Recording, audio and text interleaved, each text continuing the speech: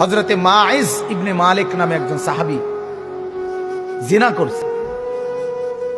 আল্লাহর নবীর কাছে এসে বলছি, ইয়া রাসূলুল্লাহ কাদ জানাইতু, আমি জিনা করে ফেলেছি। আল্লাহর নবী ফালতাফাতা, অন্যদিকে চেহারা ফিরাই দিয়েছেন। আবার তিনি বললেন ওইদিকে ফিরে গিয়ে, ইয়া রাসূলুল্লাহ আমি জিনা করেছি। নবীজি আবার চেহারা আরেক দিকে ফিরাই নিলেন। উনি আবার বললেন, ইয়া রাসূলুল্লাহ আমি জিনা করে ফেলেছি, আমাকে শাস্তি দেন, আমার উপরে হদ শরীয়তের বিধান কায়েম করেন, আমার আখিরাত পরিষ্কার করে দেন, আমার আখিরাত বরবাদ হয়ে যাবে নাই তো। আমি এখন ফয়সালা বিচার মানতে রাজি, আমার রায় এখন করে দেন। আল্লাহর নবী সাল্লাল্লাহু আলাইহি সাল্লাম তিনবারের পরে সাহাবীদেরকে বললেন, খোঁজ নাও সত্যি কিনা।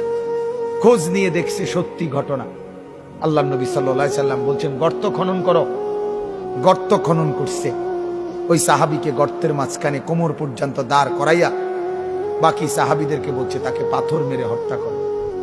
মুসলিম শরীফের হাদিস, একেবারে বিশুদ্ধ হাদিস। যখন পাথর মেরে হত্যা করছে, তখন পাথরের আঘাতের কারণে ওনার শরীর থেকে রক্তের ছিটা একজন সাহাবীর গায়ে আয়সা লাগছে। ওই সাহাবী তখন একটু বিরক্ত হয়েছে। বিরক্ত হইয়া বলছে, আহ, এক নাফরমানের রক্ত লাগলো, এক বদকারের রক্ত গায়ে লাগলো, তো মানে এরকম একটা বিরক্তি দেখাইছে। সাথে সাথে আল্লাহর নবী সাল্লাল্লাহু আলাইহি ওয়াসাল্লাম নবীজি বললেন, হে সাহাবী তুমি এটা কি বললা, কি বললা? আমার এই মায়েজ গোটা পৃথিবী যা জানতো না, নিজের অপরাধ নিজে স্বীকার করে, নিজের শাস্তি নিজে গ্রহণ করে তওবা করছে। এটাই তো তার শ্রেষ্ঠতম তওবা। আখিরাতের ভয়ে নিজেকে শাস্তির সামনে পেশ করে দিছে।